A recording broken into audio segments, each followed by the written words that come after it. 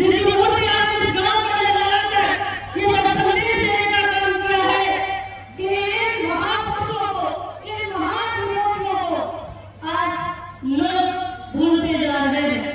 आज उन महान मूर्तियों को याद करने की आवश्यकता है। आज जिस तरीके से देश के अंदर हालात है, जिस तरीके से देश के संविधान को कुचला जा रहा है, और जिन महान मूर्तियों ने आज समाज को जागरूक करने का काम किया, शिक्षा के स्तर को बढ़ाया और शिक्षा को आगे लाने का काम किया, शिक्षा का अधिकार दिलाया, उन सब महान मूर्तियों की आज देश के अंदर ये जो सत्ताधारी पार्टी है, आज संविधान की कोई आज वैल्यू लोगों ने नहीं कर रखी। आप सबको पता है कि आज संविधान का उल्लंघन करके ये लोग पंचायत राज चुनाव नहीं कराना चाहते। आज देश के अंदर जो हालात है वो देखने लायक है। आप सब लोगों को पता है कि देश के अंदर गरीबी, बेरोजगारी, महिला अत्याचार, महिलाओं के साथ उत्पीड़न बढ़ता जा रहा है।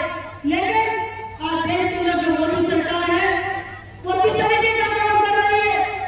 हम लोगों को जिन्होंने अधिकार दिया, उन लोगों के अधिकारों की जब रक्षा होगी, जब हम लोग जब उन्होंने जो अधिकार दिया उनकी पालना कराना हमको आएगा। जब हमको इनको विरोध करना होगा, सड़कों पर उतरना होगा।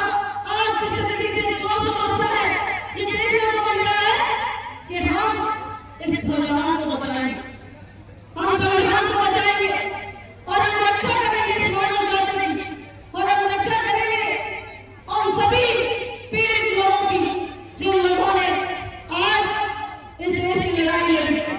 आप सब लोगों को मैं यही कहना चाहूंगी, इस गांव के माननीय अशोक गहलोत जी के सामने धन्यवाद देना चाहूंगी।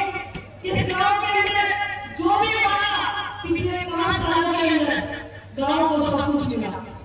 पंचायत बनाई गांव को, और गांव पंचायत के साथ साथ सभी सुविधाएं दी।